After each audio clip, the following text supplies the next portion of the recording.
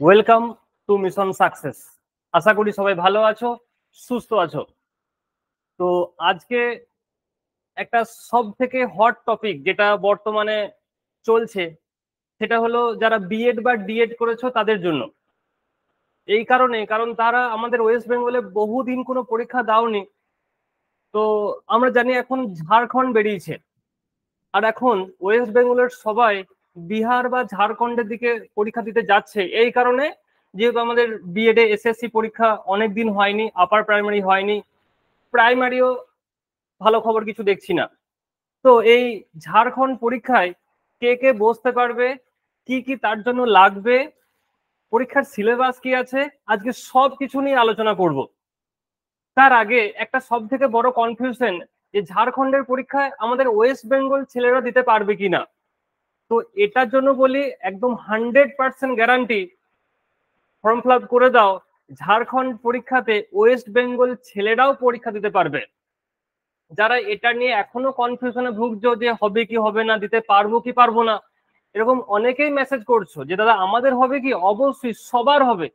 মানে বিএড বা ডিএড করা থাকলেই তুমি ঝাড়খণ্ড পরীক্ষায় বসতে পারবে। ঠিক আছে, তো আমরা আজকে এটা নিয়ে কিছু আলোচনা করব। ক্লাসটা প্রথম থেকে শেষ পর্যন্ত পুরোটাই করবে। যদি ভালো লাগে তাহলে সাবস্ক্রাইব করে রাখবে, কারণ নেক্সট যখন কোনো ক্লাস দেওয়া হবে তার নোটিফিকেশন তোমার কাছে পৌঁছে যাবে।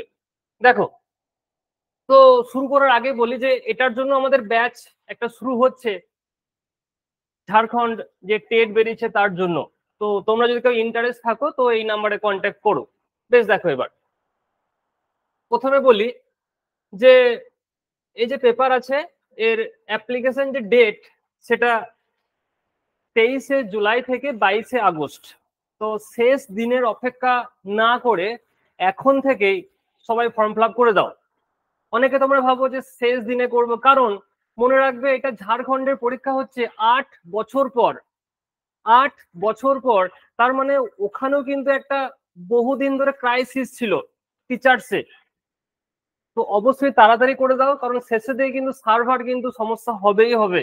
তো শেষ দিনের ওয়েট না করে অবশ্যই কিন্তু ফর্ম ফিল আপ করে দাও। তো ফর্ম ফিল আপ পেপার 1 ফিস হচ্ছে 1300 টাকা। আর এই সবগুলি হচ্ছে জেনারেল। যেহেতু আমরা বাইরের স্টেট থেকে করছি, তো সবাই আমরা জেনারেল হিসাবে ফর্ম ফিল আপ করতে পারবো। পেপার 2 এ হচ্ছে 1300 টাকা। আর পেপার 1 পেপার 2 কি পরবর্তীকালে সব স্লাইডে আমাদের করা আছে। আর যদি দুটোই কেউ করে থাকো তার জন্য লাগবে টোটাল 1500 টাকা। তাহলে 1300 কিন্তু 2600 নয়, তাহলে হবে 1500 টাকা। তাহলে যারা দুটোর জন্য এলিজিবল হবে তারা অবশ্যই দুটোই করে দেবে। এর পরবর্তীকালে বাকি সব ডিটেলস আমাদের আর এক সুমন্ত স্যার, উনি বিস্তারিত ভাবে বলবে। তো স্যারের কথা শোনো, দেখো কি আছে না আছে, তোমাদের আশা করি যত রকম কনফিউশন সব দূর হয়ে যাবে। তো স্যারকে বলবো আমি।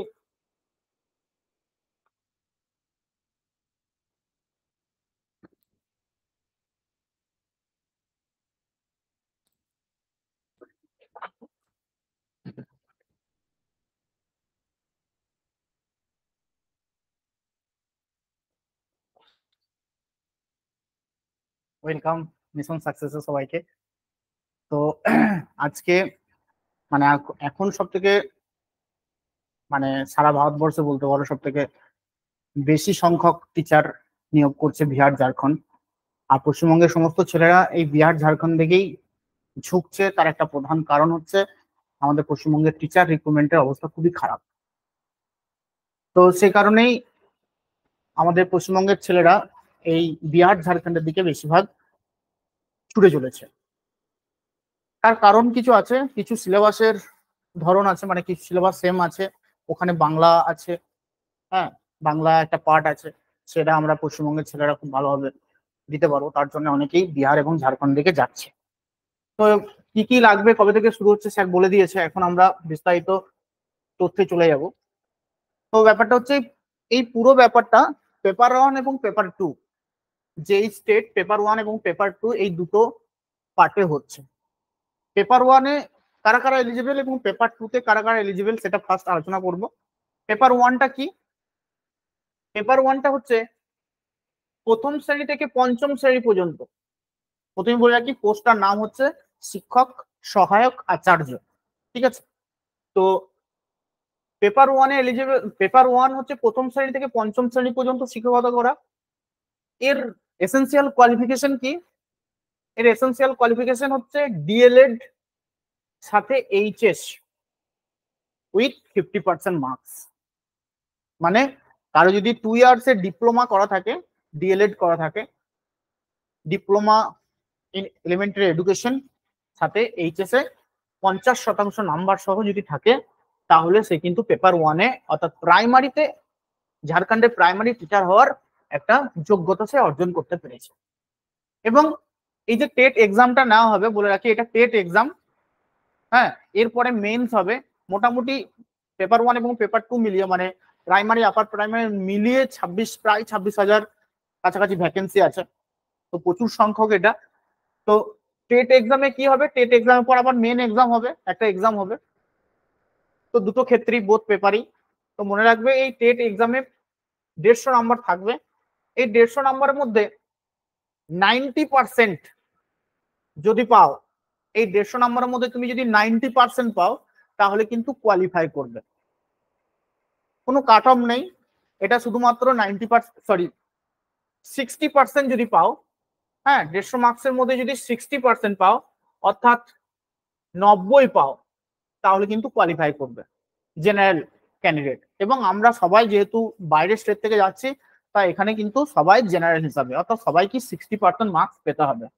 শুধু 60% মার্কস নয়, আর একটা কথা মাথায় রাখতে হবে, এই যে 5টা টপিক আছে, 5টা সাবজেক্ট আছে, প্রত্যেকটা সাবজেক্টে মিনিমাম 40% মার্কস থাকতে হবে।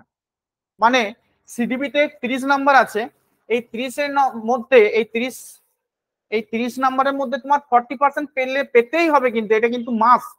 মানে 30-এর মধ্যে 40% মানে হচ্ছে 12, অর্থাৎ প্রত্যেকটা টপিকে 12 করে পেয়ে টোটাল 60%, মিনিমাম 12 করে পেয়ে টোটাল 90 নম্বর পেতে হবে, তবে তুমি পাস করতে পারবে। এইখানে আমাদের পশ্চিমবঙ্গের সাথে এটা একটা ফারাক করেছে। আমাদের পশ্চিমবঙ্গে কোন একটা পেপারে যদি 12-র কম পাও, অসুবিধা কিছু নেই, তুমি যদি টোটাল 90 পেয়ে যাও, পাস করে গেলে। কিন্তু ঝাড়খণ্ডের টেটে কি করেছে, প্রত্যেকটা পেপারে 40% মার্কস কিন্তু পেতে হবে জেনারেল ক্যাটাগরি দিয়ে।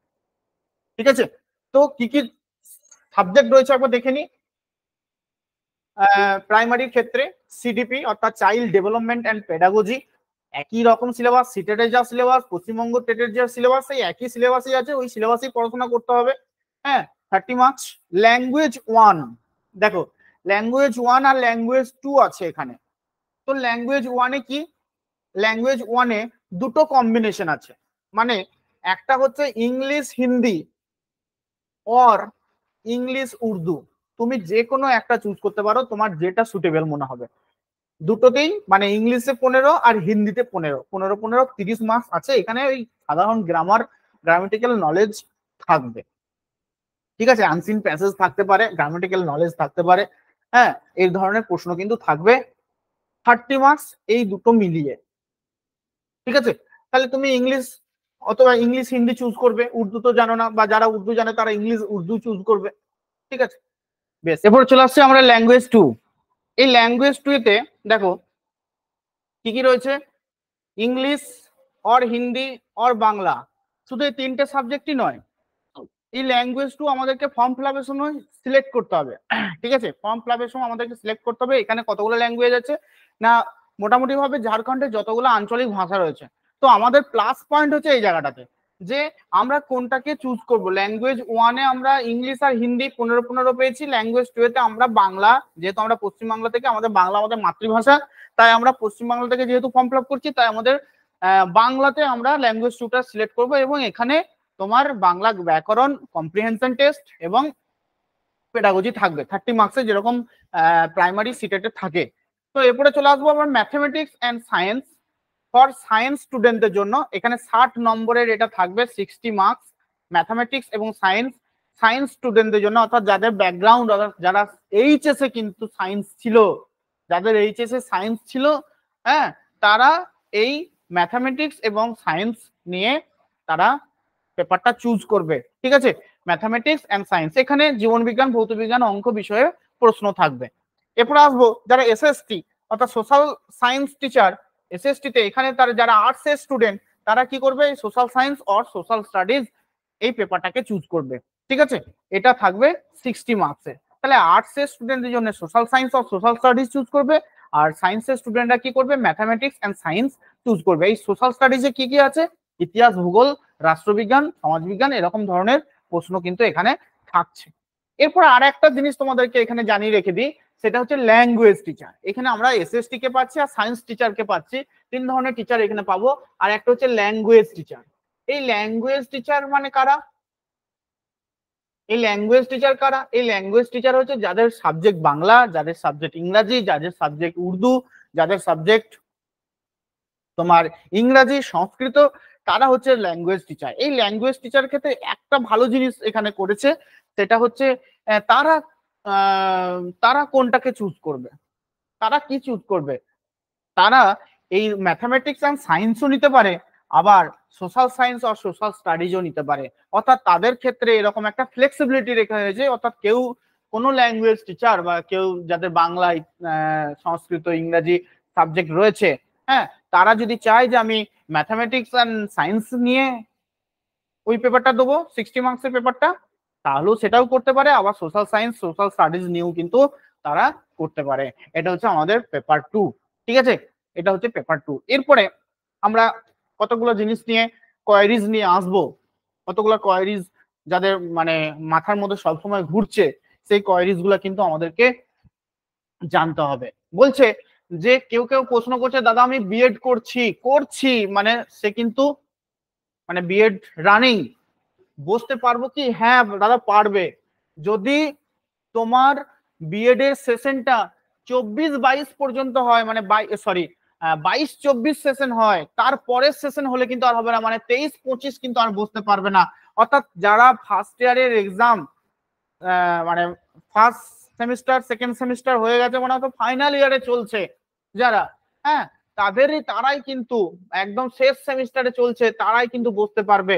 অর্থাৎ তারা কিন্তু অ্যাপিয়ার হিসাবে ওখানে চুজ করা আছে, পাস না অ্যাপিয়ার, তারা অ্যাপিয়ার হিসাবে গণ্য হবে এবং তারা কিন্তু বসতে পারবে। ঠিক আছে, তাহলে বিএড রানিং কোন সেশন পর্যন্ত বসতে হবে? 22-24। তাহলে একটুখানি বলে দিই, 22-24 বসতে পারছে। আচ্ছা, এর আগের সেশনটা হচ্ছে 21-23ও বসতে পারবে, কিন্তু 23-25 কিন্তু বুঝতে পারবে না। এরা দুজন বসতে পারছে, এ কিন্তু বসতে পারছে না, 23-25 কিন্তু বসতে পারবে না।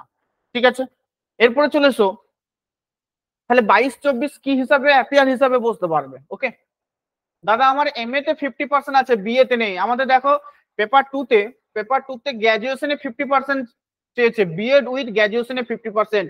তাহলে কারো যদি গ্র্যাজুয়েশনে 50% না থাকে, তাহলে কি সে বসতে পারবে না? হ্যাঁ পারবে। যদি সে এমএ তে, মাস্টার ডিগ্রিতে 50% যদি থাকে, তাহলে কিন্তু পেপার 2তে বসতে পারবে। বিএড আছে, এমএ তে 50% আছে, গ্র্যাজুয়েশনে 50% নেই, তাহলে সে এমএটা দেখিয়ে কিন্তু বসতে পারবে। আবার দেখো বলছে, দাদা আমি ডিএলএড করেছি, বসতে পারবো কি? হ্যাঁ, ডিএলএড সেশন যদি 22-24 পর্যন্ত হয়ে থাকে, ডিএলএড সেশন যদি 22-24 পর্যন্ত হয়ে থাকে, তাহলে বসতে পারবে। এই যে নতুন সেশনটা চালু হয়েছে 23-25, এই সেশনে কোনো ছেলে মেয়েরা কিন্তু বসতে পাবে না। 22-24 পর্যন্ত ডিএলএড এ 22-24 পর্যন্ত কিন্তু বসতে পাবে। মনে থাকবে, এই হচ্ছে আমাদের ফ্যাক্ট ঝাড়খণ্ডের। তো প্রত্যেককেই বলবো ফর্ম ফিল আপ করে দাও, কারণ আমাদের একটা প্লাস পয়েন্ট আছে যে আমরা বাংলা ভাষায় একটা পেপার পাচ্ছি। আর একটা জিনিস দেখো, অনেকেই বলছো দাদা হিন্দি হিন্দি হিন্দি তো জানি না, হিন্দি তো জানি না। তাহলে হিন্দি অ্যাকচুয়ালি তুমি পাচ্ছ কত নম্বর? হিন্দি অ্যাকচুয়ালি পাচ্ছ তুমি দেখো 15 মার্কস। ভালো ভালো করে হিসাব করে দেখো, 15 মার্কস তুমি হিন্দি পাচ্ছ। তাহলে এই 15 মার্কস আমাদের হিন্দির জন্য স্পেশাল ক্লাস কিন্তু হবে, স্পেশাল টিচার কিন্তু থাকছে। তো তিনি খুব ভালোভাবে যত্ন সহকারে তোমাদের হিন্দি শেখাবে। আমার মনে হয় না যেন যে হিন্দিতে যে গ্রামার গুলো থাকবে, সেগুলো অধিকাংশই তোমরা বাংলা গ্রামারে পড়েছো। একটু যদি মানে বর্ণ পরিচয় বা লেখা জিনিসটা যদি পড়তে পারো, আশা করছি কোনো সমস্যা হবে না, তুমি ওখান থেকে 15 নম্বর মধ্যে অনেক নাম্বার তুলে নিতে পারবে। তাহলে 15 মার্কস তুমি মনে করছো যে আমি হিন্দি পারবো না, কি করে ইয়ে হবে, কিন্তু এমন কিছু নয়। তোমরা সাহস করে একটু ভরে দাও, দেখো অবশ্যই পারবে। আর যেটা বলতে চাইছি যে ইংলিশটা থাকছে 15 নাম্বার, এখানে ইংলিশ ল্যাঙ্গুয়েজ 1-এ ইংলিশ থাকছে 15 নম্বর, হিন্দি থাকছে 15 নম্বর, আর বাংলা তোমরা তো চুজ করছো ল্যাঙ্গুয়েজ 2-তে। আর বাকি সমস্ত প্রশ্ন ইংলিশ প্রশ্নর যে ল্যাঙ্গুয়েজটা, ইংলিশ হিন্দিতে কিন্তু থাকবে। ইংলিশ হিন্দিতে ল্যাঙ্গুয়েজটা, কোশ্চেনের ল্যাঙ্গুয়েজটা কিন্তু ইংলিশ আর হিন্দিতে থাকবে। তাতে করে তুমি ইংলিশটা চুজ করবে। যদি হিন্দি না বুঝতে পারো কোনো অসুবিধা না, তোমরা সিটেট দিয়েছো, সেখানে দেখতে পেয়েছো যে কেমন ধরনের প্রশ্ন থাকে। আমরা সমস্ত কিছুই ইংলিশে তোমাদেরকে প্র্যাকটিস করাবো, ম্যাথ থেকে শুরু করে জিকে থেকে শুরু করে সমস্ত কিছু ইংলিশেও থাকবে। তো কোনো অসুবিধা কিছু হবে না আশা করছি। তোমরা একটু প্রিপারেশন নিয়ে পড়াশোনা করো, দেখো টেট পাস হয়ে যাবে।